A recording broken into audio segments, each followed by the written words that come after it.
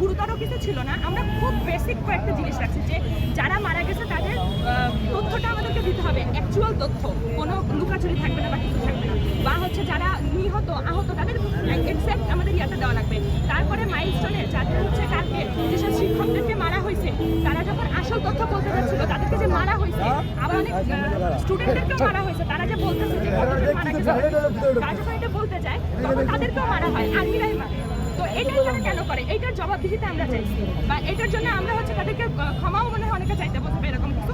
তো আমাদের তো খুব জেনুইন, খুব বেসিক যে আমরা এগুলো চাচ্ছি। আজকে যে আপনারা সচিবালয়ের সামনে এসেছিলেন, সচিবালয়ের গেট নাকি ভেঙে গিয়েছে না? হ্যাঁ, এই যে ভাঙছে, সবসময় সব আন্দোলনের মধ্যে কয়েকজন সুবিধাবাদী মানুষজন থাকে, হয়তোবা এটা ওই রকমই সুবিধাবাদী কয়েকটা মানুষ যাতে আমাদের হচ্ছে জিনিসটা জাস্ট এলোমেলো করার জন্য এটা করা হয়েছে। কারণ আমরা যারা এইচএসসি বা আমার যে জুনিয়ররা, আমি এখন এইচএসসি 24 ব্যাচ, আমার জুনিয়ররা আজকে তাদের ইয়াতে আসছিল, তো তাদের ইয়াটা কি ছিল যে তার কেন এই বক্তব্য যে সে হচ্ছে এগুলা নিয়ে ভাববে না, বা এতো যেসব হইলো বা রাত 3টার সময় কেন, আগে কেন হলো না, তাদের সাথে এটাই ছিল যে এইটুকু যুক্তি দিয়ে বুঝতে পারছে না যে এটা কত গুরুত্বপূর্ণ জিনিস, সে কিভাবে এত মেইন একটা পর্যায়ে থাকে।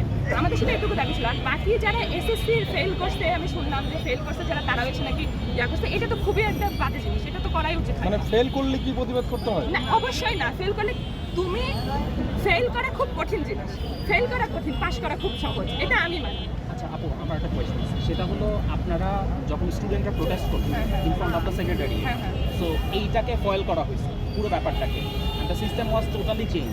যে ব্যাপারটা হয়েছে সেটা হলো এটার পুরোটা আপনারা হলো সচিবালয় গেট ভেঙে গেছে, মানে ভেঙে আপনারা ঢুকছেন।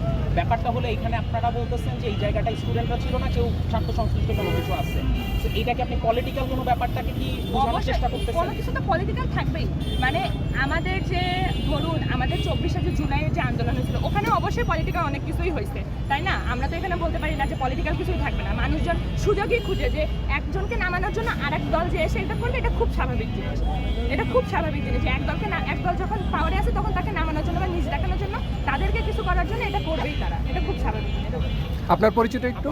আমি হচ্ছে সৈয়দ আয়েশা হোসেন বর্ণ, আমি হচ্ছে বিএ শাহিন কলেজ ঢাকার student, HSC batch 2024। Thank you, সাবধানে থাকবেন।